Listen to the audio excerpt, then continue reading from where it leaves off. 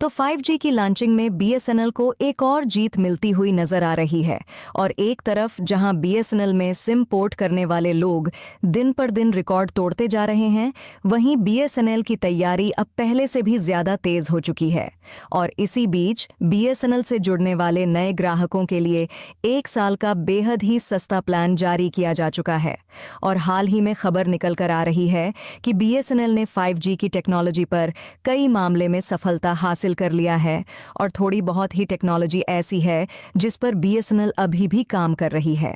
एक तरफ बीएसएनएल की 5G टेक्नोलॉजी पर काम चल रहा है और दूसरी तरफ बीएसएनएल यानी कि भारत संचार निगम लिमिटेड और रतन टाटा दोनों मिलकर सभी लोगों तक जल्द से जल्द 4G नेटवर्क पहुंचाने में जुटे हुए हैं।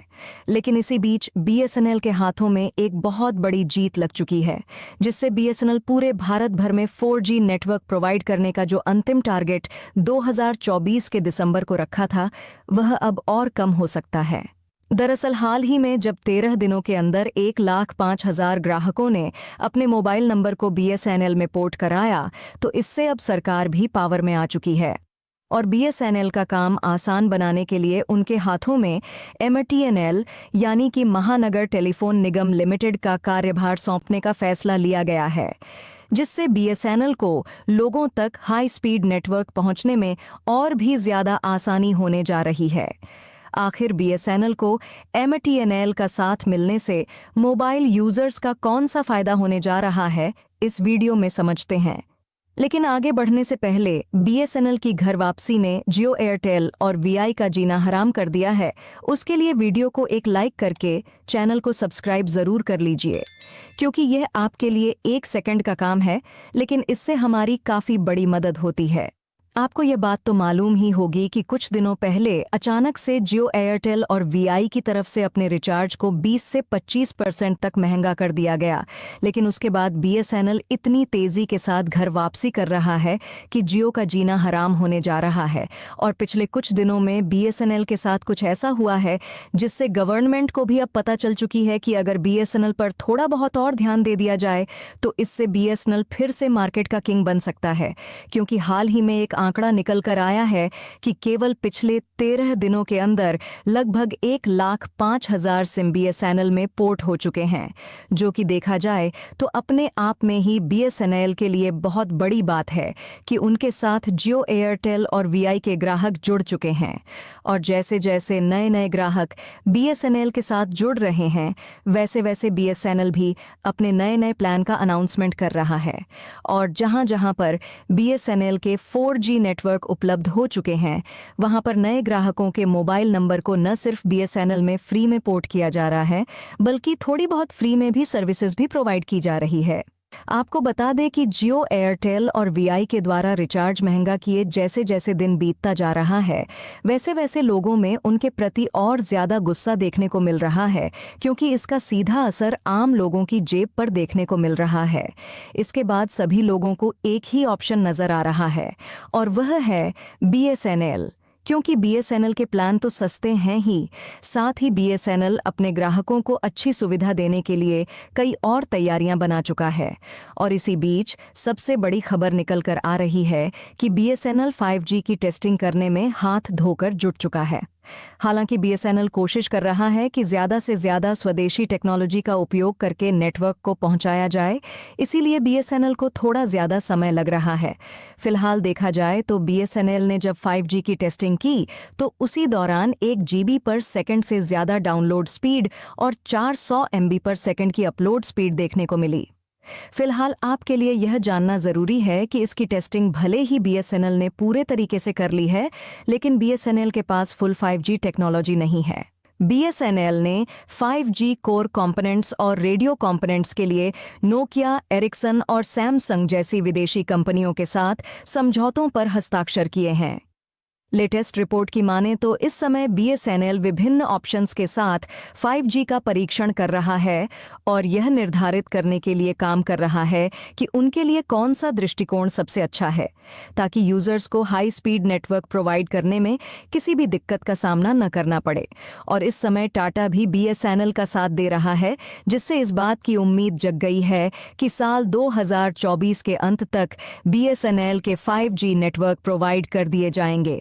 फिलहाल आपको बता दें कि टाटा भारत के करीब 4 राज्यों में डेटा सेंटर बना रहा है, जो कि भारत के 4G इंफ्रास्ट्रक्चर को बनाने में मदद करेगा।